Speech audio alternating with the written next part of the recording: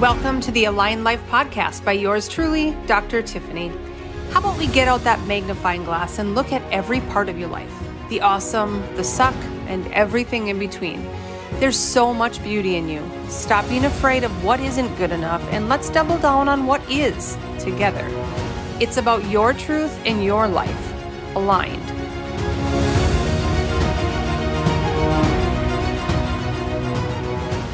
All right, guys, thanks for joining in. Once again, the Align Life podcast with Dr. Tiff. Today we have one of my cohorts, Dr. Steve Nagel. Hi, Steve. Yes, thanks for having me, Dr. Tiff. You're welcome. You can call me Tiff. Hello. Fair enough. Okay, so there's a lot of stuff we can talk about. Yes. And, I'm going to start on the rule follower. Yeah, okay. Interesting enough. So for anybody who doesn't know Steve, he is doing a ton of grassroots movement in the Bismarck area. He is a chiropractor. He believes that the body is a self-healing, self-regulating organism. Absolutely. Sounds terrible. The organism is just a bad word.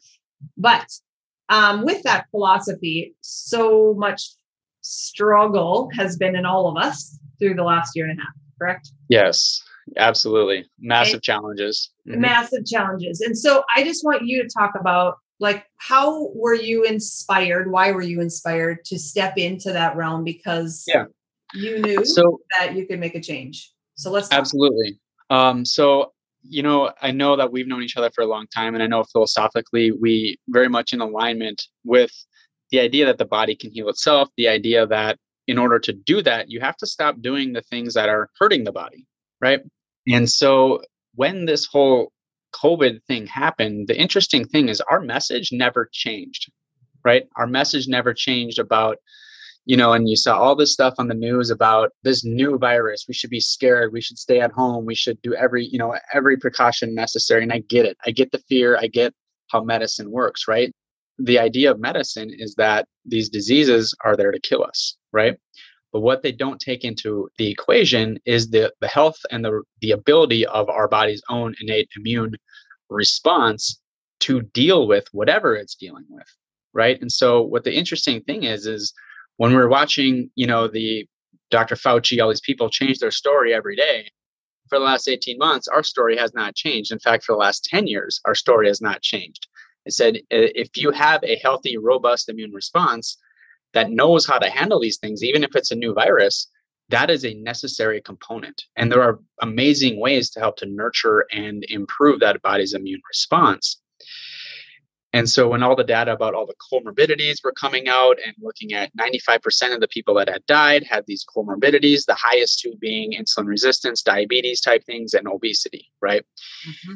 We do a lot of that in our office, but the thing of the matter is I realized that nobody was speaking out, number one. Number two, I realized it's okay to be angry, right? For the longest time, and I've done personality assessment typing and things like that. And what I realized was that it's okay to be angry if you're directing that anger in the right place.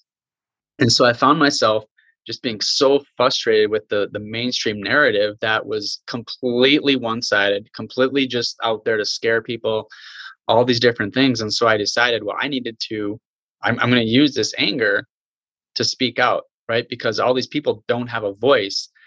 And so there was also this idea that there's this fear in me of speaking up, right? Who am I? Are they going to believe me? What are they going to say about it? But I also knew that what I had to offer was truth, 100%. And I still have 100% truth to offer. And that story hasn't changed.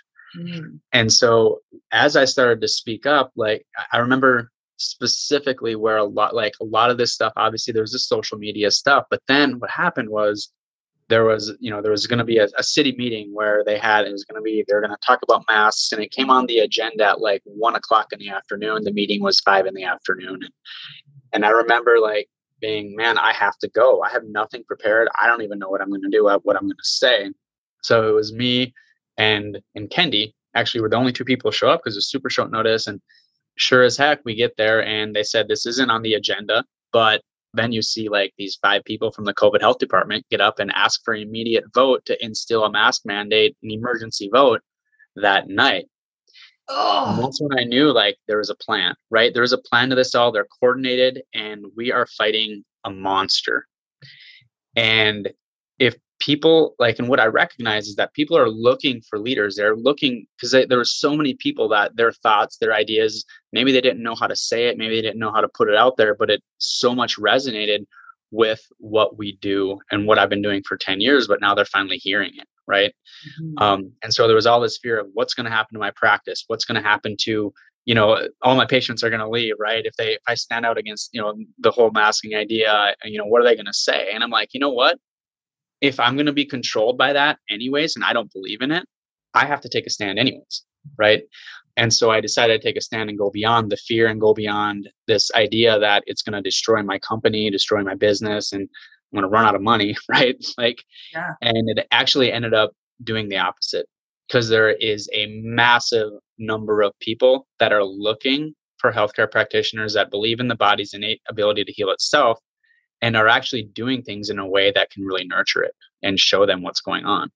And so that's where I guess I decided that I needed to let go of the fear and have a strong voice, even if there is connotations of anger or ranting, that sort of thing, but it's raw and it's real, right?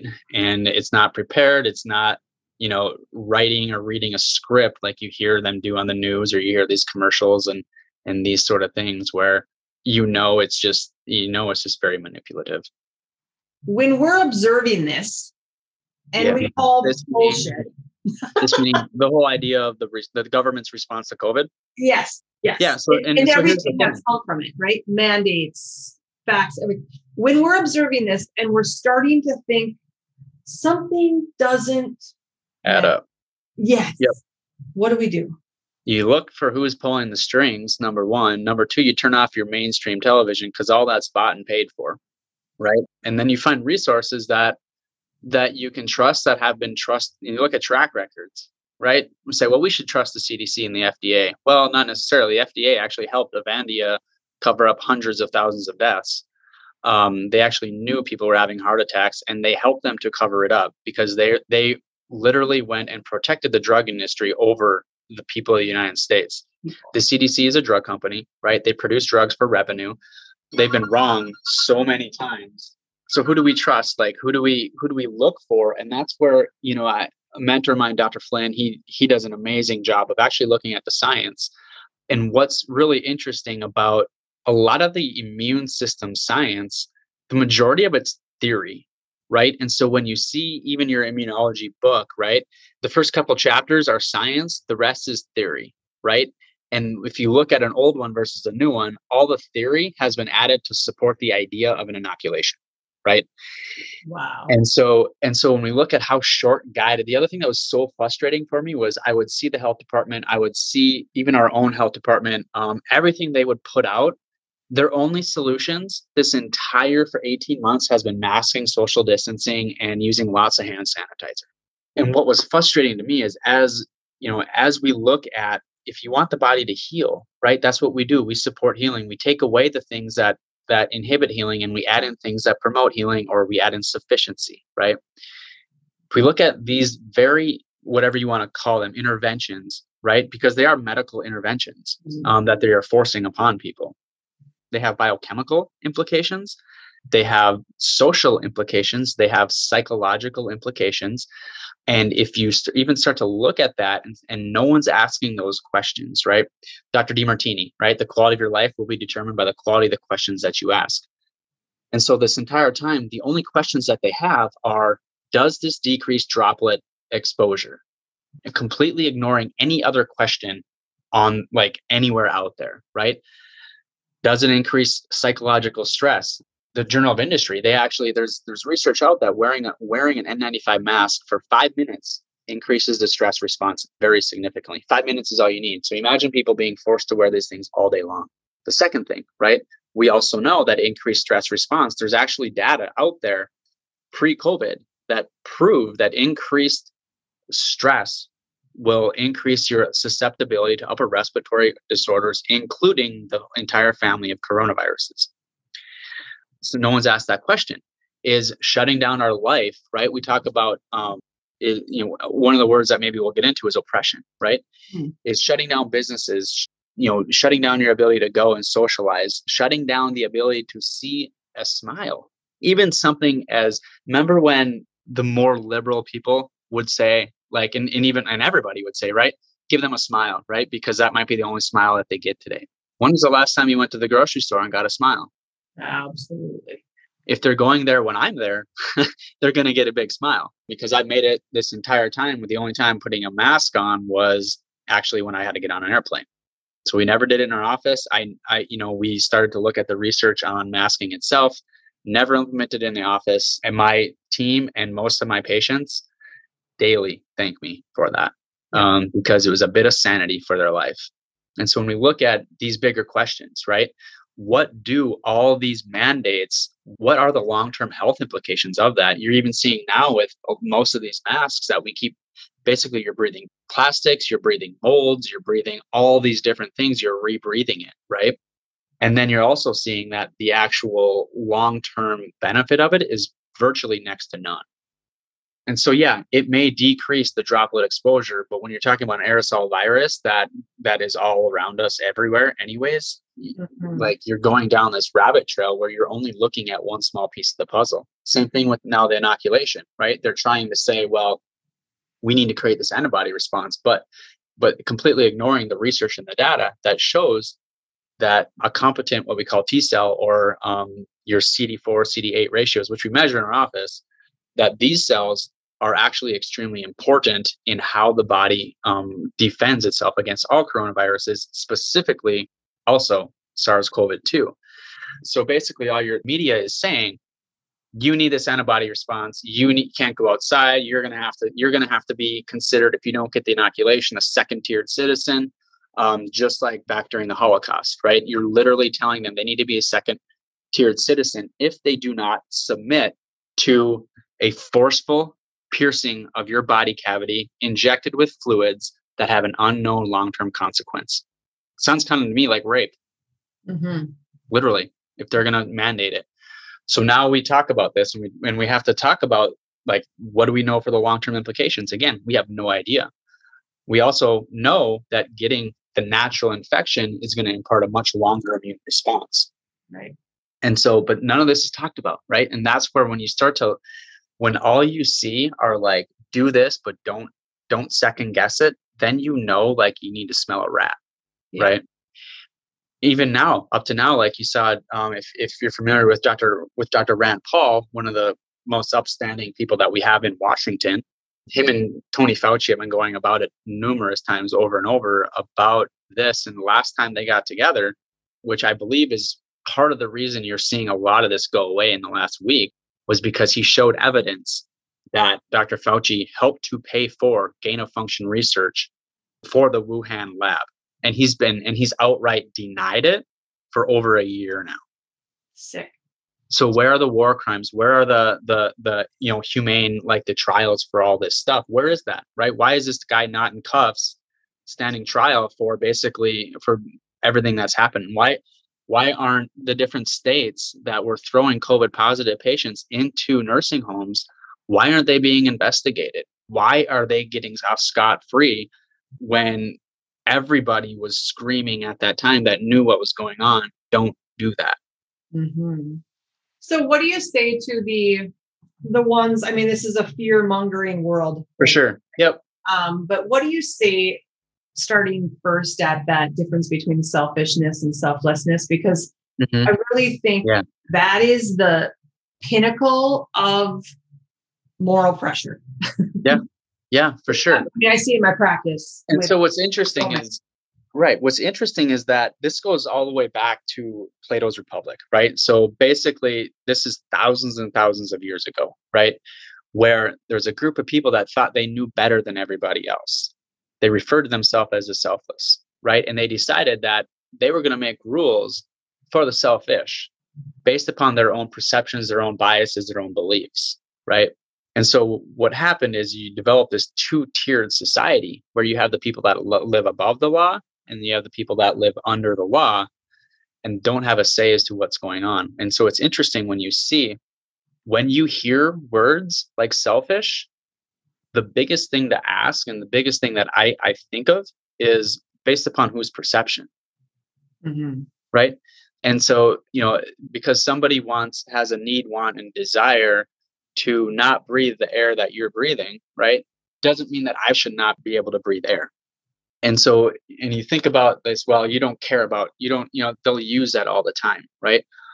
Well, and so we look at all these people that were killed in the nursing homes. Do we care about them? Did they have a voice? Who's talking about them for the last year? And I mean, these people were literally murdered. They were thrown in. They were immune compromised people that were voluntarily being exposed to basically actively ill individuals. And no one said anything. They didn't have a voice, right? But then we have one person that's unfortunately killed by a police officer. And for 12 months, that's all we hear about it. They justify riots. So another question, right? We talk about oppression. We talk about, do we care about the people, those business owners whose lives and livelihoods were destroyed by the riots out all around the country, right? Do we talk about that? Like, where's their voice? Why does the media not interview these people, right? Why aren't we talking about that? Why can't we find it on social media? Why can't we find it anywhere? Right. And so often we confuse this idea that I'm not responsible for your life, right, with I don't care about you. And so we confuse that idea.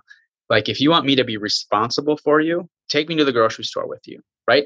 Let's start making some mandates that'll actually be effective. Right. Not that I believe that any sort of mandate should be, and that's the whole nother concept of freedom, right? You don't hear us, me and you, saying, you know what, as a requirement moving forward, you need to get adjusted every week. We know it's good for you, but I'm not saying you have to do that. That's your prerogative. I'm going to do the best to help you to understand why, but I'm not going to put out a full-fledged media campaign that's just going to brainwash you to not think for yourself and to do it and follow along. Right?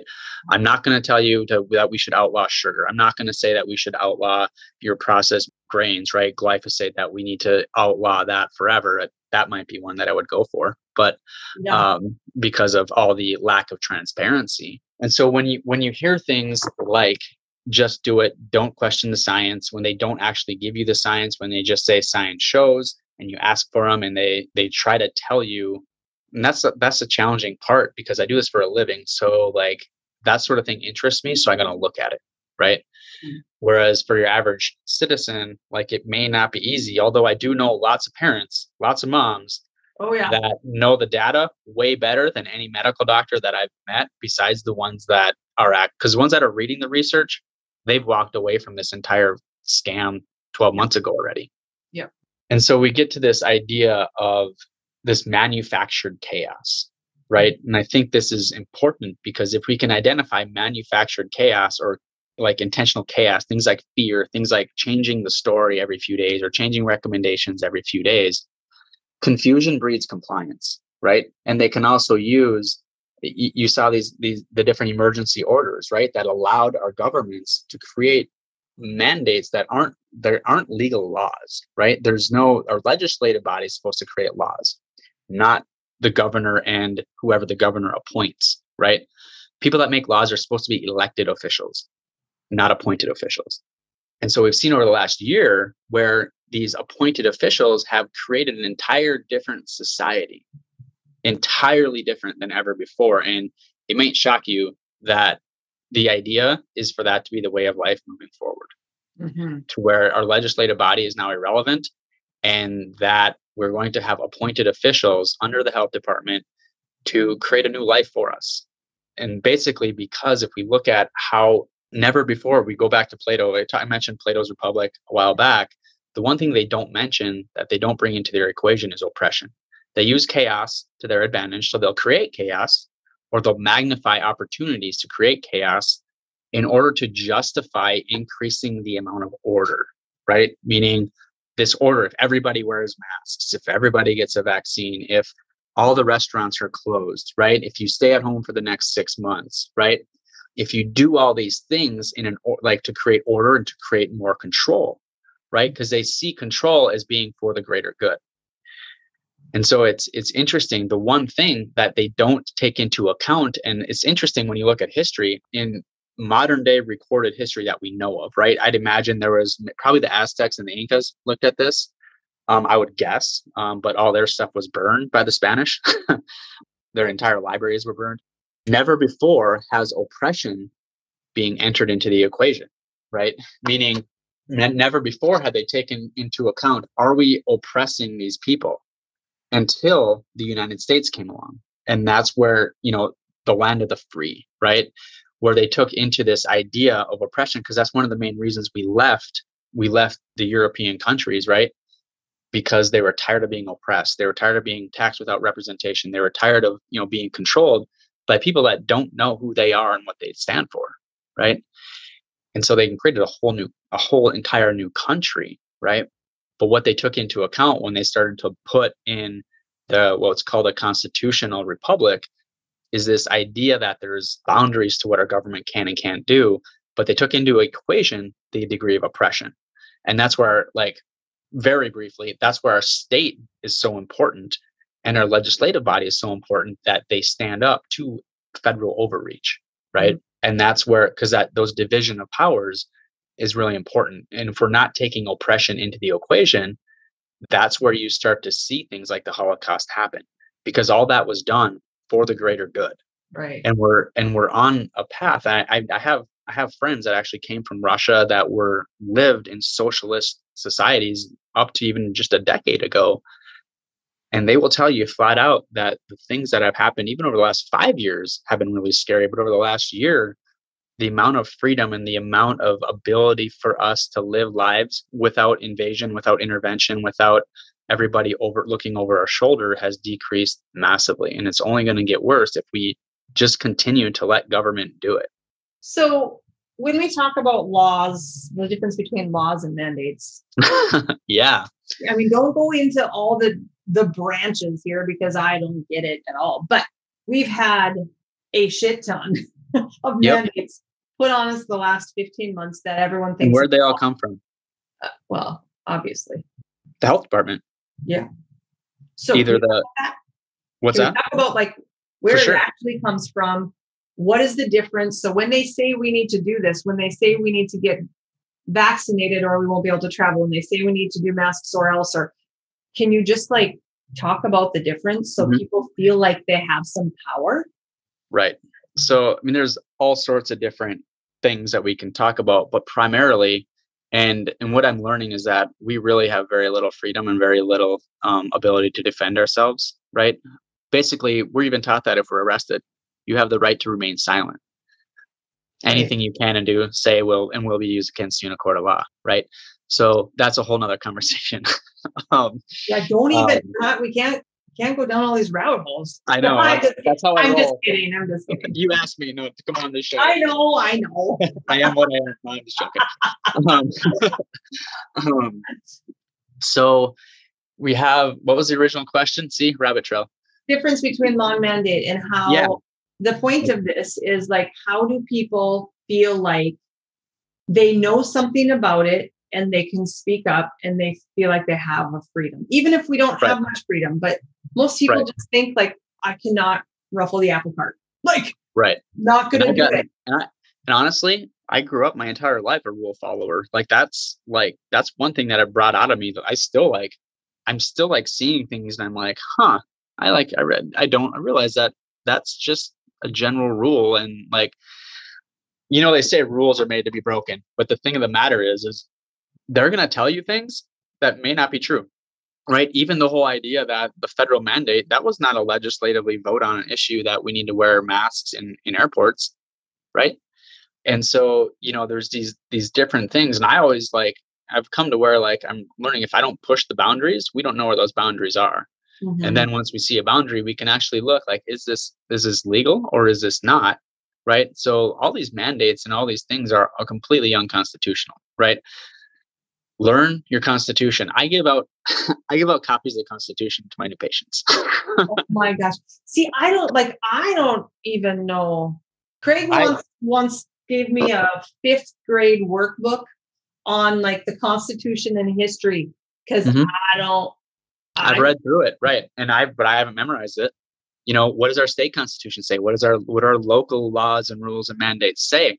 Because if we don't know them, we just believe that what they're saying is the law, right? Or is the truth? Yeah. We go back like to our constitutional, our First Amendment rights, your ability to have free speech, right? Shall not be impeded, right? The Second Amendment, the ability to basically the right to bear arms, like in the form of a militia. And that wasn't there for hunting. It was there to protect yourself from a tyrannical government. And they knew that this was going to happen because this is in the history of governments. This is how everything has happened, right? It starts out something really great, but then it gets eroded, right? And so, knowing your rules, knowing your laws, knowing what's true and what's not. Number one. Number two, asking like, and this is where it gets hairy because they were treating these mandates as though they were law. And so getting organized, and that's one of the things that we've done in the last few months is it took us a long time, but we started to get organized. We started collecting emails. We started breaking down people into their different districts around the state and that sort of thing so that we could have like a way to organize and to communicate and to spread information and to spread basically like look, like this is what's going on. Do we need to file lawsuits? That's one thing that we've recognized is that even politically, right, the health department, the governor's office will push grounds because they don't think they're going to get sued. And so as soon as they're facing a lawsuit, they'll back down, and they've done it more than once in all sorts of different areas. But what's happening is you're seeing a directive to basically inhibit the power of local and state governments in sacrifice for this unelected world, right? We went through 4 different health officers this year, right? Why did that happen? What was going on behind the scenes? Why is someone that's not a doctor, not educated on, different health concepts, why are they signing off on these mandates, right? Again, they're mandates. And so by if we challenge these mandates, and that's the other thing, people think that, well, if they call the cops on me, I'm going to go to jail. No, not necessarily, right? Police officers are there to keep the peace. And so like, I have no problems like talking to a police officer, right? Like we're taught to like fear them and like, don't do anything wrong because they might, but you have the ability to defend yourself, right? And even just finding truth, like being able to like challenge people, like, where'd you hear that? Right. And if you stand up together, I think that's probably one of the biggest things is when you're standing alone, it's really hard to stand up. Mm-hmm. But when you have people with you, people behind you, so developing that community, I think, is really important. And we've been fortunate enough here is by taking a stand. I think a lot of people either, like you said, like we talked about before, they innately know like something's not right, or they have these beliefs, but they don't know how to express it. Right. And so the more you express it, the easier it becomes to express it. I know it sounds strange. Totally. What are you doing as a community? Like, how can people get in that community that sees? So when it comes to health, I would direct people to Health Freedom North Dakota. It's a nonprofit that some friends of mine have started. I'm not affiliated with them. Like, I love them. I support them. I'm not on their board. That's totally, they're doing a really great job of keeping the word out there, keeping people updated on what's happening. Things like the High Wire. The High Wire is Del Bigtree. They do a lot of what the current research is. They're basically suing the government every 30 days or so and winning these court cases where they're basically through the legal courts, they're basically showing that our government's absolutely incompetent at doing research, at doing what they say they are doing and improving vaccine safety. They had to FOIA request the actual research where they were saying that the HPV vaccine is safe and effective. They've actually FOIA request that information, which is a huge lie. And the idea that you have to go through the courts to get it should be your biggest warning sign right there. Mm-hmm. Maybe the second warning sign is that all 4 vaccine makers, 3 of them are convicted felons. Pfizer, AstraZeneca, Pfizer was fined $2.2 billion for fraud in marketing and fraud in research. And what's happening today, right? So it makes you wonder, hey, can we, at what point can we sue the North Dakota Health Department for fraud, right? At what point can you sue Dr. Fauci for fraud, right? For lying to the public. And so maybe it's just a matter of individuals actually doing it and finding a lawyer that's got the courage to press charges. And so another rabbit trail. I know, folks, we're just trying to keep it like clean and superficial so that part 2 we can go somewhere else. Yeah. Put a lot in 20 minutes already. I know. I tell you, like, I really think it's also people don't even want to ask questions because there's so much. They don't even know what to ask. Yeah. But even if they knew, there's so much divide. There's so much extreme. There's so much anger. There's so much fear. There's so much defensiveness that the space is not safe to even. And so when we really break that down, and I think that, it goes back to this perception of what is being selfish and what is being selfless. Because what you're seeing so much around the world today is they're using that terminology to pit people against each other, right? And what you're seeing is these people, they're owning different terminology or different words, right? Things like white terrorist, right? White domestic terrorist, right? Well, why don't we just call it terrorism? And we should denounce all forms of terrorism instead of turning it into a color or a racial issue. Because there's good and bad people out there of every race, creed, religion, everything. And so, but when we recognize terms like that, to stand up against them, right? And so when when you see like terms like that, or you don't care about people that, if you're not getting a vaccine, you don't care. Do you believe in rape? I don't. I'm unequivocally opposed to rape. I'm unequivocally opposed to forcefully injecting fluid into another person's body, regardless of the potential outcomes of it, without consent, right? Without coercion, right? Should people be coerced into it? No, but we're seeing that. We're seeing literally you have how many hundreds of thousands of people that have filed for neurologic damage to the VIIRS website or various courses of vaccine injuries. Hundreds of thousands of people that are waiting in the courts to get paid. And then you see the governor of Ohio giving out COVID money in a raffle to coerce people that have been financially strapped for the last year because their businesses, their livelihoods were shut down because of everything happening, coercing them into going and getting something that they may not necessarily want, but they need the money. At the tune of $1 million. And so who's being selfish, right? What about these people? Where is their voice? Where is the voice of the people that have vaccine damaged injured kids, and that the costs to take care of these children are anywhere from 10 to 30 grand a year, depending upon severity of the neurologic problems. I'm sure you see plenty of them in your office. Yep. Right? Most of that stuff is out of pocket because the government doesn't care. It's basically this big fight of like, should it be covered or shouldn't it be covered? And yeah, there is assistance out there, but there is no responsibility for the people causing these things. Yeah. Now, to be clear, vaccination isn't the only cause of these different neurologic problems, but it is a major contributor. And so, basically, when you think about because words are so important, right? And so that's when we think about these words. And if we can be conscious about these words, it's a lot easier to maybe get some grasp on, look, like there's two sides to every coin, right? I feel like I'm a very caring individual. My patients know it, right? The people around me know it. The reason I'm so driven about this is because I truly care about the health of our country, not just the people health, but our country's sick, right? Our country is literally dying right now. It's aching, it's bleeding, it's hurting. And we don't even look at what's caused it, right? COVID didn't cause this. Our government response to COVID is causing it. And it's still causing it, getting worse. And that's where the more I realize, politics and healthcare and politics and COVID and chiropractic, it's all so intertwined.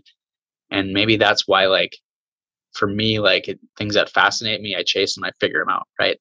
Yeah. And maybe that's where sometimes I get a little bit more political than I'd like to be, even today. Right. But I think it's important to know, and this isn't a left-right thing. Again, this is when we talk about oppression, chaos, these different terms, this is basically not looking at two sides of the rat race. This is looking at who makes the rules of the rat race, right? Or the maze, right? Or the matrix, right? So you're looking at who's drawing up this matrix and who's manipulating the matrix, not just who's fighting who in the matrix. Yeah, I think it's super important. I think there's a lot of people who are wondering what's going on, but yet nobody's totally sure that it's bigger than us, right? I mean, yeah, we do. Yeah, I mean, if you look up, even if you look at Klaus Schwab's and the book, I forget what his book is. Basically, they talk about using using COVID as a way to basically do this great reset. We've heard that, the new normal, the great reset, all these things, right? It's not conspiracy. It's literally written in their book. And it's the World Economic Forum that these people get together with a massive amount of money, power, and agenda. And they think like the Platoists, right? They think that they are the selfless ones, that they know better than everybody else, and that they can create this utopian world. Mm-hmm. What they don't factor in is, who are they oppressing? Who's the collateral damage in this all? Right. And that's where you're looking at the flyover states, right? Are the only ones still standing. Yeah. And that's another reason I've taken such a big stand, is because North Dakota, like, there's a few states left that I believe can still be a beacon of freedom, a beacon of hope. When, man, if you travel around the country right now, we're so sheltered. Maybe not so as much in Fargo, because you got some more of the Minnesota influence. But around here, people live life. Like, they just do their thing, right? You don't see all the masks. You don't see things shut down at 10 o'clock. You don't see the fear. Like, people are, I mean, you still see it out there, right? But you can go and do your things, right? And still enjoy life. Whereas, man, like, you go to some of these other states right now, and you're literally looking at a third world, like a communist, like, complete tyrannical shutdown. Don't go outside without your papers. Two-tiered system where you can come in if you're vaccinated, you can't come in if you're not. It's wild when you walk into it, it's like you're in a different world. Yeah. And it's not a world that I want to be part of. Right. So what can people do? Yes. So the call to action, people can call to action. Yeah. How do you have a voice, or how do you at least feel good with your decision? Okay, so get involved with North Dakota Health Freedom, right? If that's something that you're passionate about, you want to learn more, you want to know more, get involved with them. Speak up, right? Find a group of people that, here's the thing, right? Which is another interesting thing, is they've made it politically incorrect to talk about religion, politics. Those are some of the biggest things, right? Look for people that resonate with you and build that group. Like, start building those connections, and don't be afraid to talk about these things, right? They make it taboo so that we don't figure out things, right? The revolution started in churches, revolution started in bars, right? And they started talking about politics. They started talking about what's wrong with our country, right? So if we're not afraid to actually bring those things up, hey, I'm curious, what's your thoughts on this, right? And to open up those conversations, you're going to find that there's a massive number of people that believe just like you do. They're just afraid to let it be known. Yeah. And the scary thing is, a lot of times they will keep doing what they're told to do just to follow suit, because they don't think everybody else feels like they do. Yeah. I know you've seen it. I've probably seen it hundreds of times, where a parent will say, you know, I didn't feel comfortable doing the vaccines, and now I wish I could go back. Yeah. Right. Yeah. We hear that all the time. And it's like, well, you know, it's too bad that somebody didn't have that conversation with them, you know, before it all happened. And so, like, when we talk about opening up these conversations, these fears, these concerns, don't be afraid, right? Put the fear aside and, you know, just ask out of genuine curiosity. Yeah, I think finding your people are the most important. And I do think, because media censors, and because social media censors, and the people that are speaking for the other side on social media is censored. I mean, you really hardly, and I know who to look for. And I can kind of see it, but still, even my is full of educating yourself, right? So we talked about the high wire, Dr. Flynn's website, thewellnessway.com. Like, that's an amazing research, tons of videos, and Doc's very much on, like, what does the science say? I mean, he's built his practice, his impact massively, and to where, you know, he sees patients maybe 3-4 hours a week, and the rest of his team takes care of the patients. So he's got time to put together a lot of amazing content. They've built a great social media team, and he's an absolutely brilliant mind. When I have questions about immune function, about the sickest patients that we have, and I need help, he's the guy that I ask. And so just by listening to him, you're going to be so much empowered, right? That empowerment of having the knowledge and knowing where to look, and not just trusting blindly, right? You don't trust him either, right? Right. If what he does makes sense, you start researching it, you start looking into it. Those are kind of maybe the big things of, like, get involved with locally, get involved with your school boards, get involved with your city government, your state government, you know, just watching what's going on, learning the process. Cause that's one of the things. A year ago, I had no idea how all this stuff worked. And, you know, you think, like, these different rules and laws that are put in place are based upon, it's all about who's got the people's ear, right? Like, so who are they hearing? Like who's whispering into their ear, who's screaming into their ear, right? Yeah. The different pressures and the different things, right? Yeah, exactly. Who's got the money? And so just starting to see that stuff and make sure that, the people that are controlling you, right? Ultimately, because they're making the rules, laws, regulations, making sure that they're being held accountable. And that's one other thing that we're working on a lot with NorthDakotaPatriots.com. It's more so a political thing, but we're collecting names and that sort of thing. We've also got a website started, Defend North Dakota, defendnd.com. Those are all great resources to start. Obviously, we have a lot of work to do to make sure we're organized and things, but it's at least a start. Yeah, I love it. Well, I need to commend you for your bravery. I appreciate that. I mean, for real, like there aren't many people like you. Just understanding that you're a lighthouse for so many, even if they didn't know you were, even for people like me, because appreciate that. I can speak for the majority of people that being in a position of high responsibility in a community and power and leadership and all the things, you still wonder if it's the right things to say, the right things to do, right. I mean, exactly what you said, where you were. Now your purpose, mission, vision is to be a lighthouse in here. So, I mean, I think like you doing these things, you inspiring everyone to know facts. Bottom line, you got to know the facts because there's so much riffraff out there that so much chaos. Chaos, right? Trying to create order with the chaos once again. Yeah. Keep paving the way. Yeah, I appreciate that. It hasn't come without its own challenges. And when you're out there, you're the first one they come to attack. And of course, when they can't attack the research, the data, what we're saying, they attack your character, they attack your profession, they attack your degree, they attack your IQ, which is kind of ironic. Right. And I've learned like to really identify that too. Like, what are they actually attacking here? Are they, and then you can, and knowing that game, right? And not play that game, right?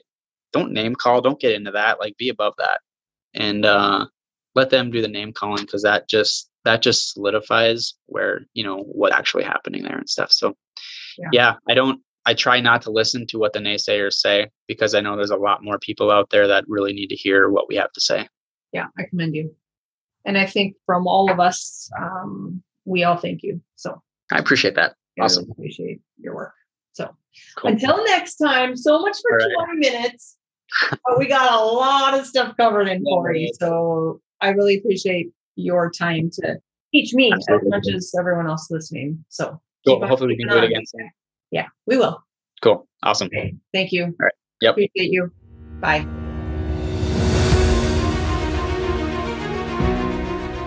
Thank you for listening and following the Aligned Life podcast with Dr. Tiffany. If you love this and can think of anyone who needs to hear about it, would you mind sharing with them?